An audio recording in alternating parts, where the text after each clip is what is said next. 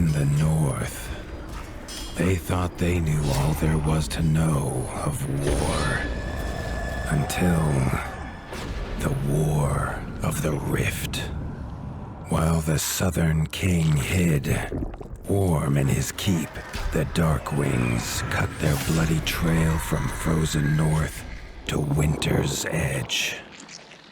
Alone, the Warden and his small garrison turned their whiskers to the icy wind. At the end of hope, in a last barrage, they wiped Batkind from the land and memory. With no sign of the Darkwing's return, in time, few believed them little more than a fairy's tale. But at Mount Cauldron, time had been all they needed. An old enemy claws free of their icy tomb and hungers for vengeance. But not all is lost. King Rattus brings north a cause for hope. A bastard prince, placed in the paws of the Warden of the Wastes to raise as his own. A secret of blood never to be told. Now, fate calls for a hero in a murderous screech, and one young rat will answer.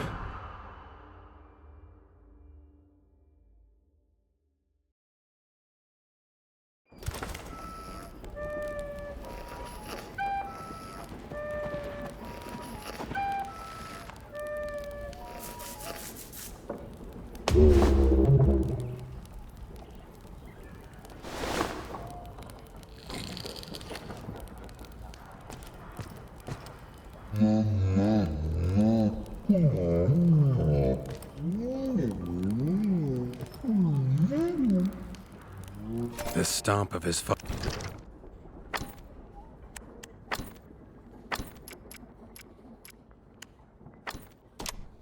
father's boots on the stair was how every morning began for Arlo. The booming shout to ready himself was louder still, but such was Lord Eivor's zeal at a new day. Dawn was breaking over winter's edge, and Arlo was yet to miss one.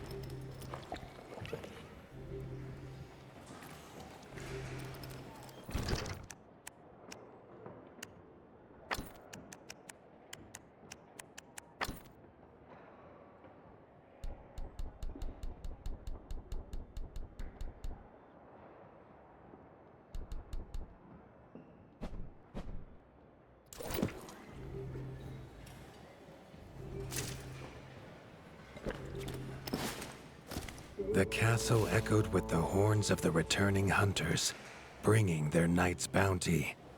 Arlo's little heart quickened to hear it. The only thrill to be found inside the high walls was a hunter's tales of what lay beyond them.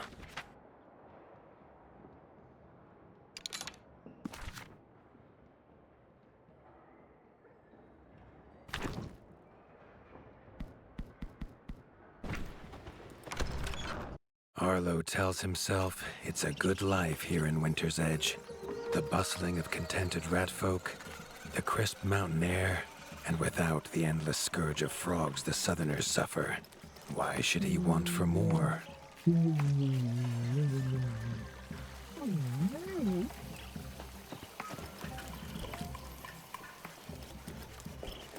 Chief Mason Leaf was the rat Arlo most admired. As younger brother to Lord Eivor, his carefree uncle never faced the burden of being Warden of the Wastes. With walls this strong, his duties were light, leaving him plenty of time for his nephew.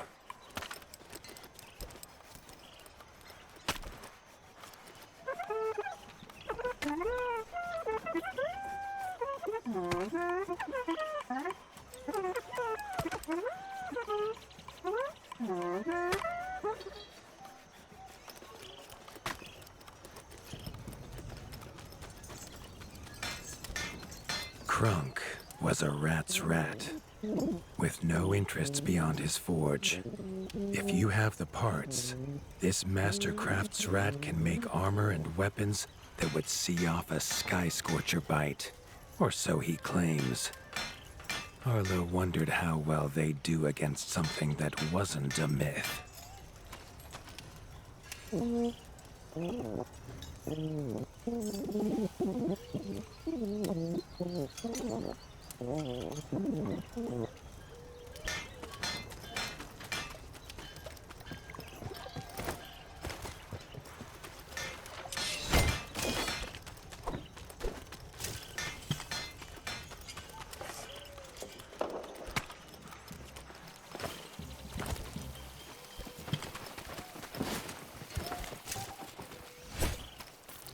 There was no time for tales of the hunt today. Lord Eivor was already dividing what was an excellent haul, happy to see his people provided for. Arlo longed only to join the hunt, to see the ratdom or even the lands beyond. His father called it a fool's wish. Arlo's destiny was unshakable, much like the keep that would become his by birthright. Tiki's shop was perhaps Arlo's favorite, as the shopkeeper had wares from far and wide. But getting him to part with his curiosities was never easy.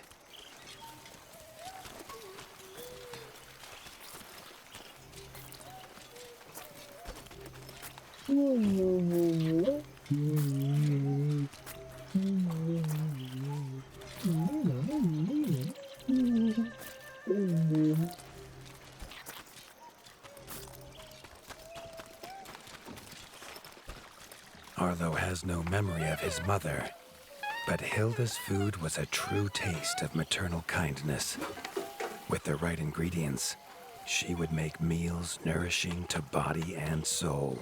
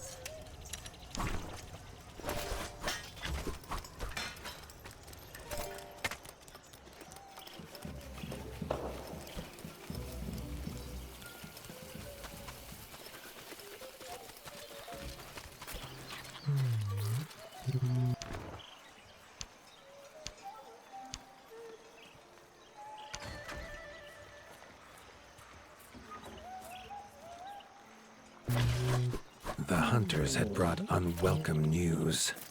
A family of the reviled creatures ratfolk called backstabbers had moved into the wastes. Eivor told his son to fetch his weapons.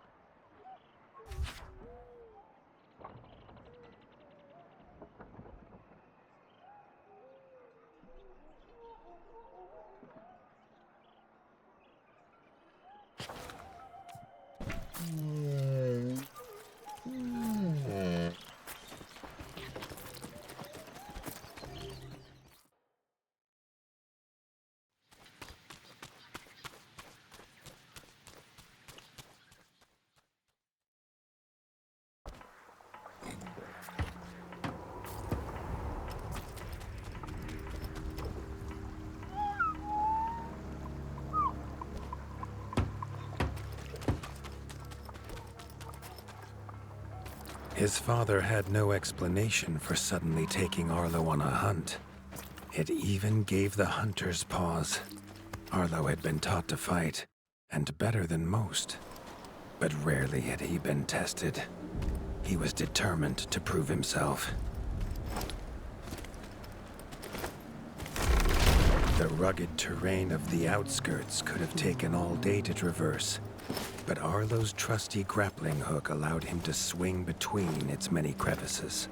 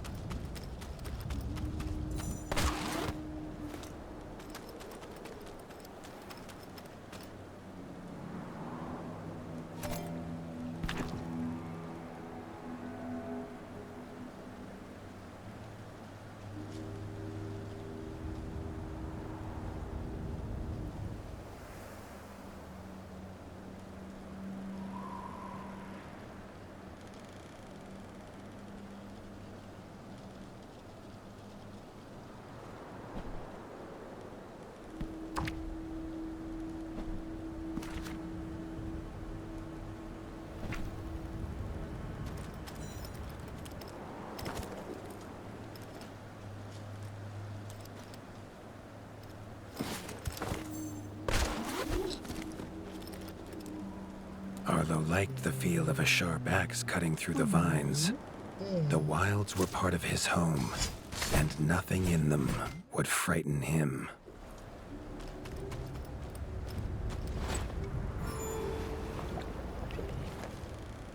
The famous frostberry bushes of the wastes were in full fruit already.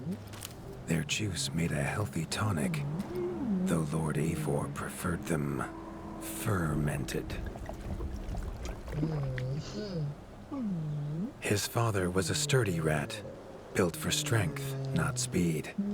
So Arlo found it curious that he challenge him to a race. The prospect of the hunt had filled Lord Eivor with a vigor that his son had not seen in years, or at least since breakfast.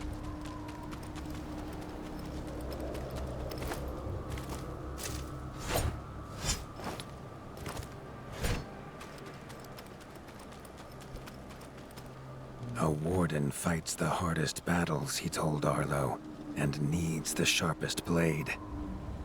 With that, Eivor gifted Arlo his own sharpening whetstone.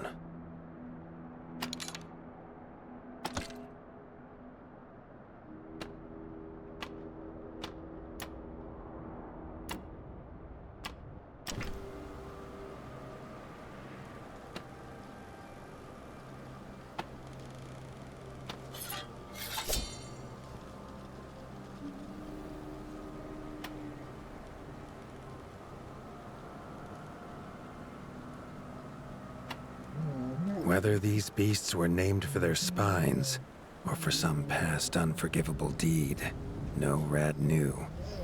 Either way, Arlo was about to find himself at the pointy ends of this brood. Even young backstabber Red attacks were brutal, but a well-timed dodge would see Arlo escape unscathed.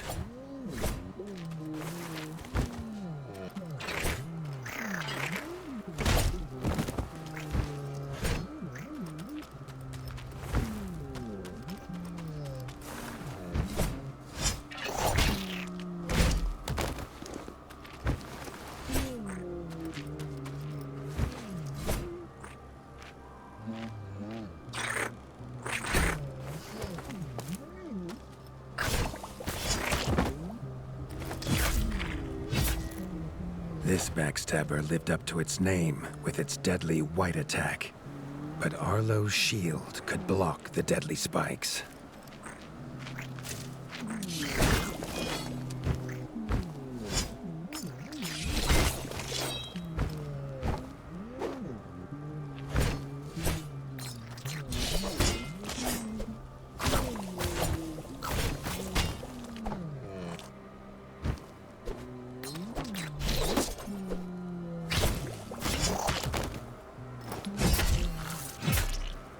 This young one used vicious yellow attacks.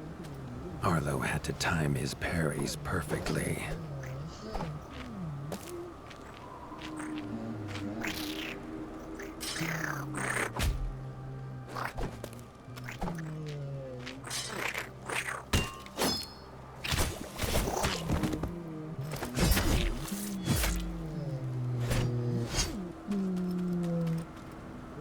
This mother had left her young to fight alone, but the same could not be said of Lord Eivor as he leapt to his son's side.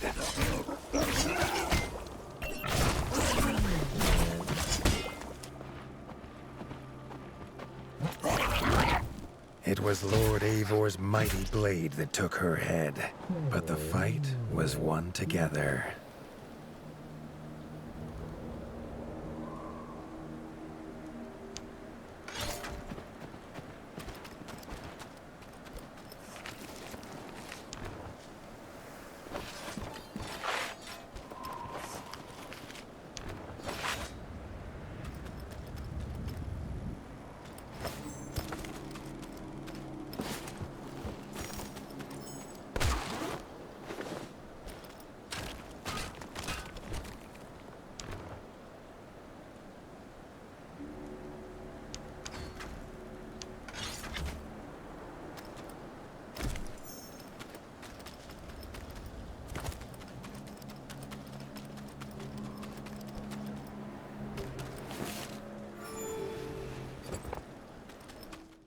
Arlo basked in his father's pride, almost as warm as at the fire inside Winter's Edge.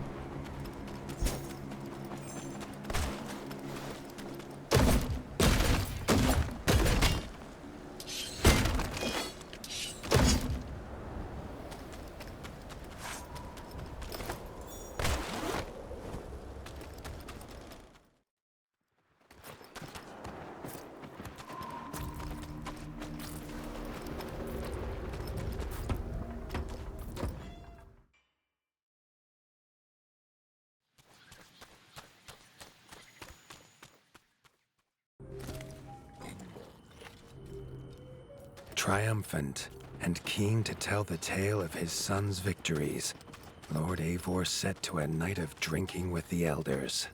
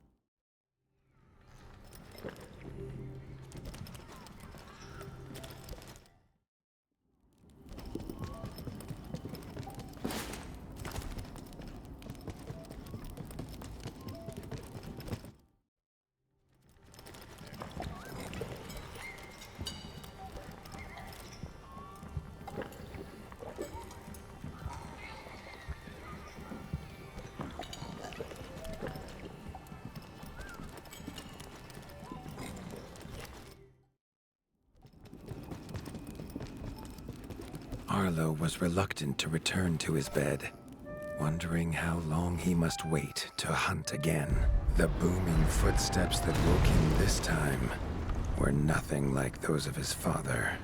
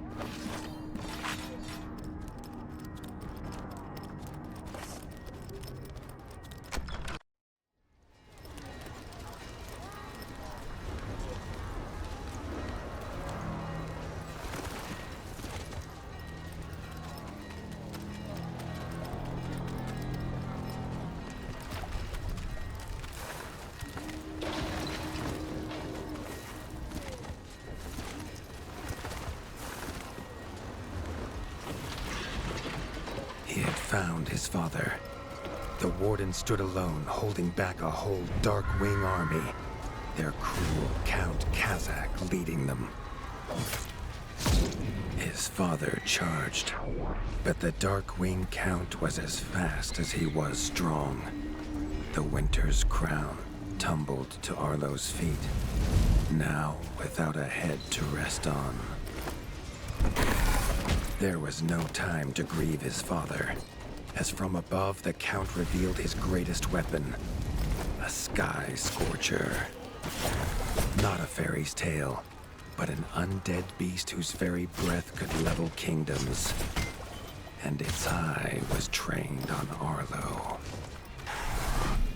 All that came next was a fog of bloodlust, snapping jaws, and the beating of leathery wings.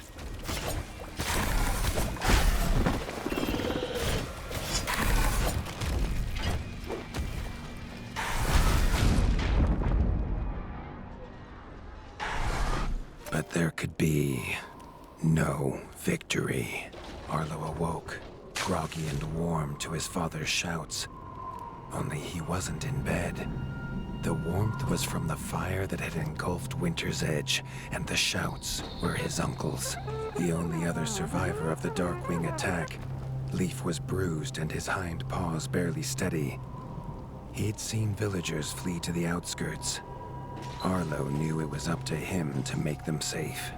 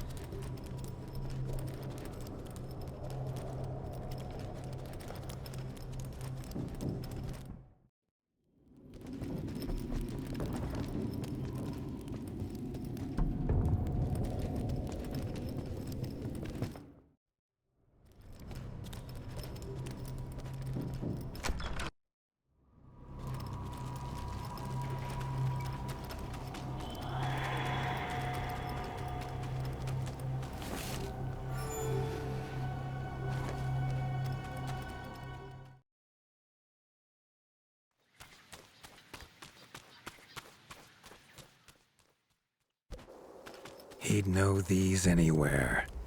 Krunk's smithy hammer and Hilda's chef's knife. Arlo wondered why they would leave them here.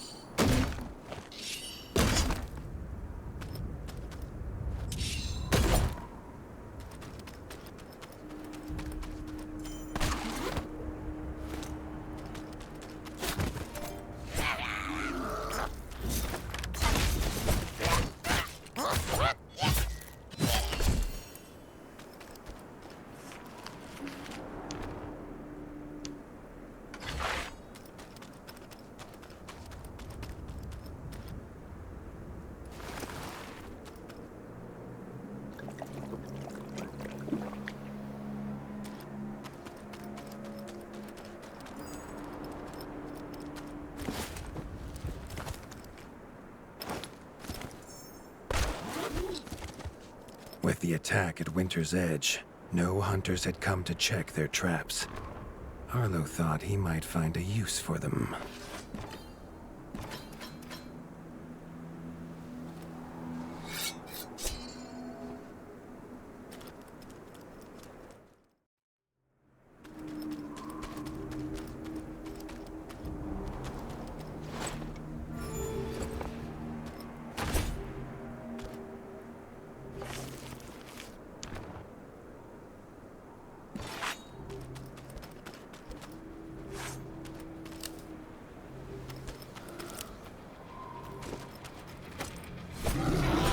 Arlo had found the reason his friends had fled.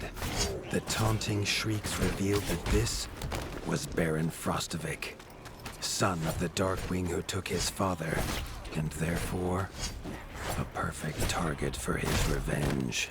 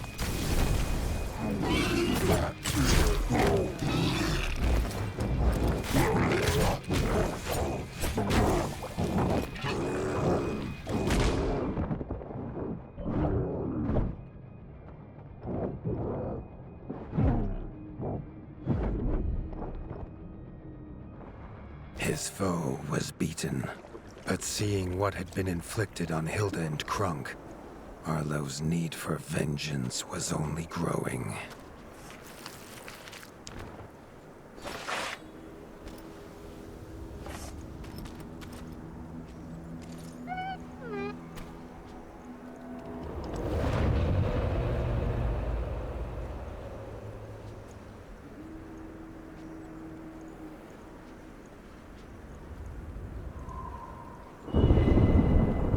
Suddenly wished to be within the walls of Winter's Edge, to hear the boot and boom of his father at dawn, a sound he realized he'd never hear again.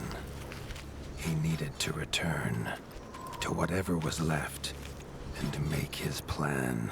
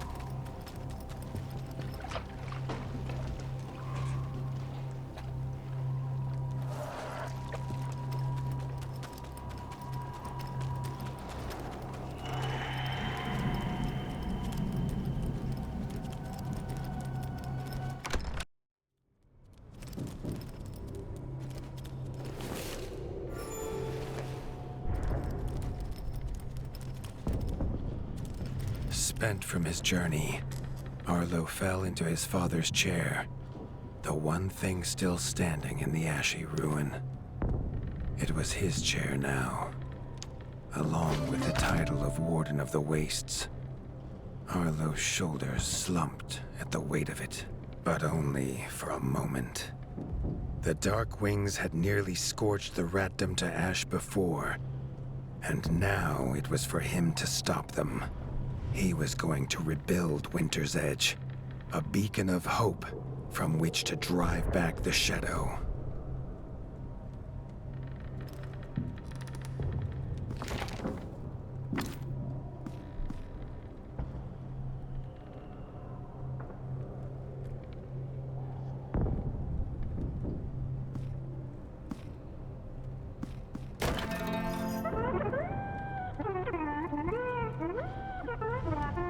This much Arlo knew. No rat would rebuild Winter's Edge on an empty stomach. The kitchen had to be fixed and stocked. Leaf suggested Arlo visit the Night Eyes of the Golden Forest, known for their hearty food. Arlo hoped rat wasn't the key ingredient.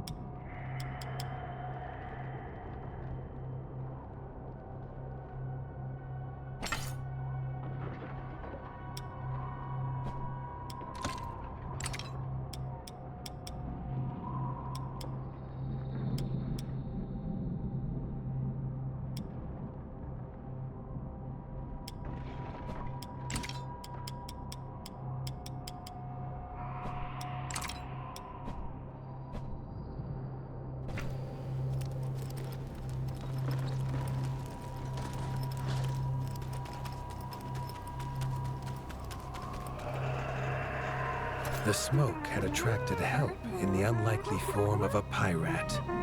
Captain Blacktail had seen many towns razed in his years, usually by his own paw. A fact he chose not to mention as he offered his services. The ship King Rattus's Revenge would take the young warden wherever he had need to go.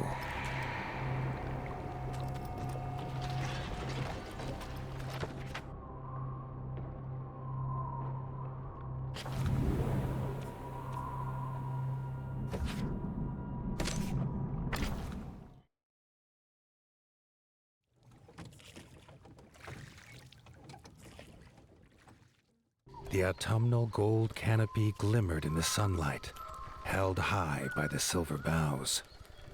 There was no denying the wonder of the golden forest.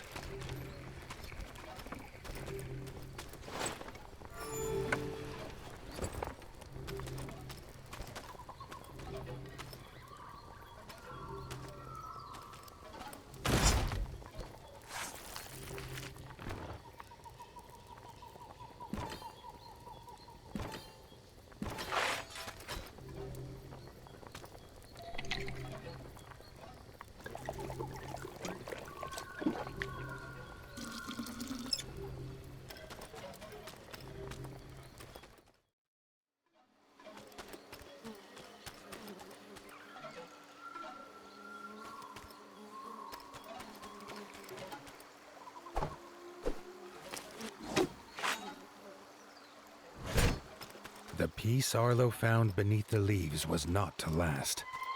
A shrill cry cut through the calm, a call for help.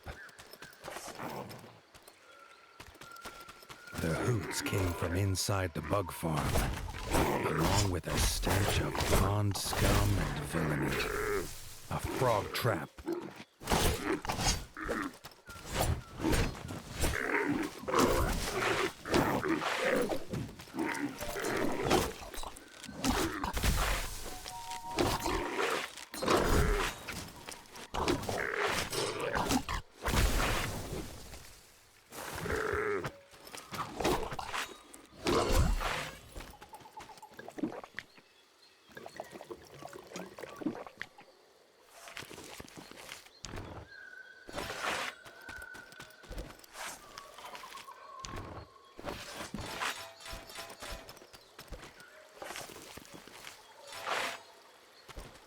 Grateful for her rescue, Erica the Ranger offered to guide Arlo to the hidden village of Nestminster.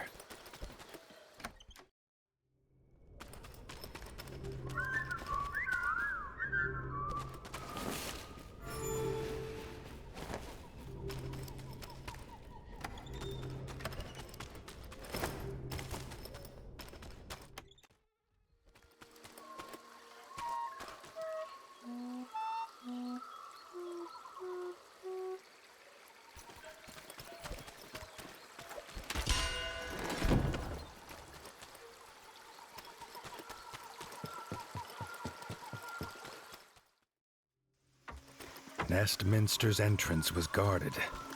Under their helmet, the eyes of the guards seemed to glow. Was he prey walking into a hunter's camp?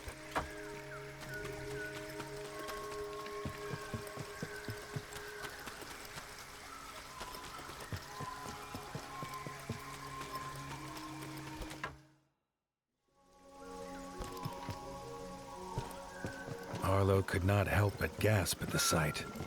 He had never seen a place so ornately crafted. It was nothing like the cold stone of home. The Parliament was deep in session when Erica and Arlo entered.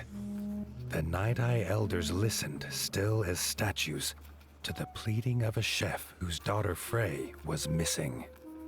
Erica threw herself forward, proclaiming she would rescue the chef's daughter and needed no help. Then she was gone, leaving Arlo to face the elders alone. The elders' staring eyes unnerved Arlo, but when they asked him to protect Erica, he did not refuse.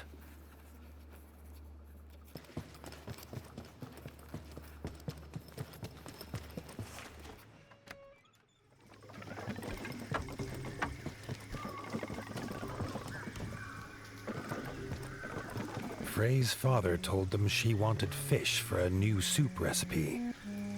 He told her never to go to the dangerous Moonlight Pond, but she was stubborn as she was brave.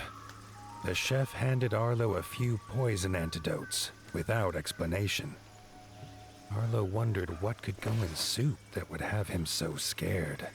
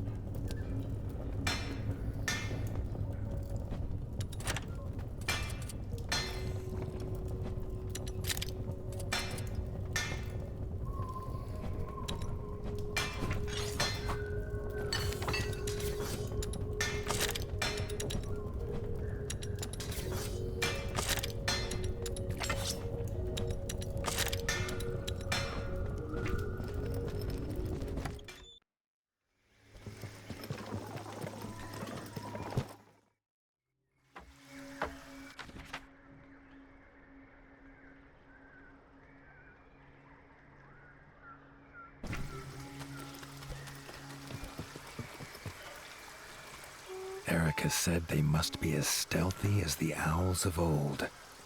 She gave him a bow carved from the silver boughs, quiet as a whisper and deadly as a talon.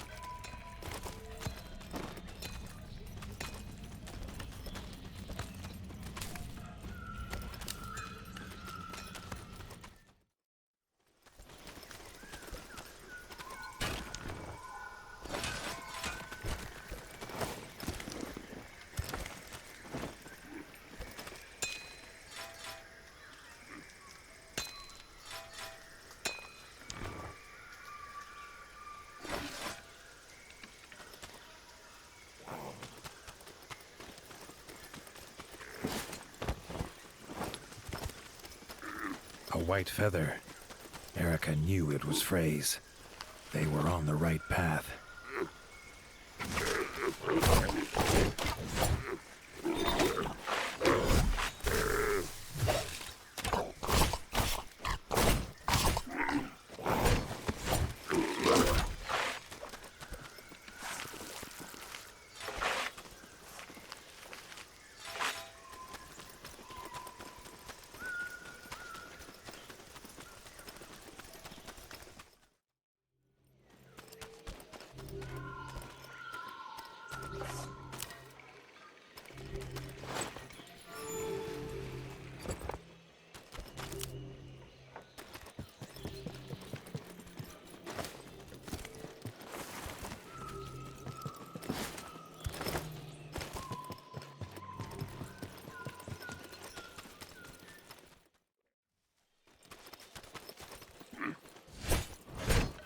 Frog scouting party squatted in the mushroom farm.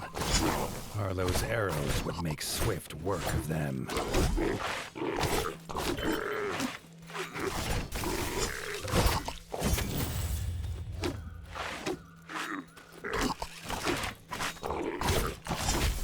The farmers emerged, shaken but grateful. Arlo had never met stripe snouts before.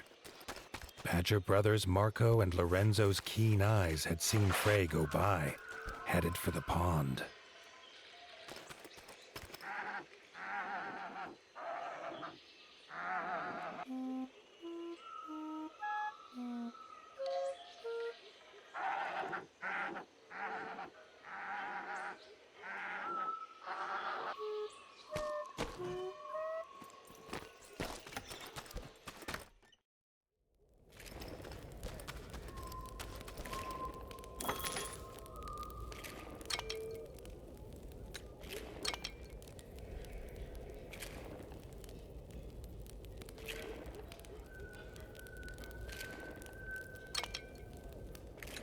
The farmer card.